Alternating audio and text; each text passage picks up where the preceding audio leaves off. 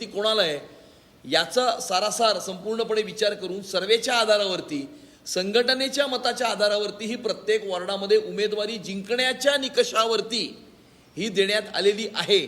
आणि त्यामुळे या सर्व पॅरामीटर्सला म्हणजे स्टेप 1, स्टेप 2, स्टेप 3, स्टेप 4 अशा सर्व स्टेप्स पार करून या ठिकाणी सर्वेच्या आधारावर संघटनेच्या मताच्या आधारावरती जिंकण्याच्या निकषाच्या आधारावरती अशा अनेक पॅरामीटर्सवरती विचार करून या उमेदवाऱ्या देण्यात आलेल्या आहेत।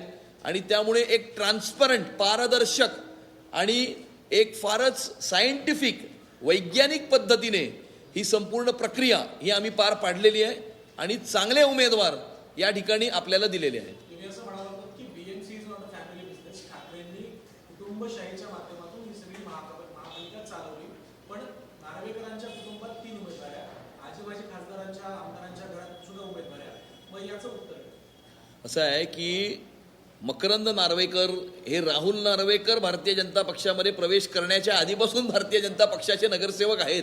2016 साली त्यांनी भारतीय जनता पक्षामध्ये प्रवेश केला, 2017 ते नगरसेवक झाले।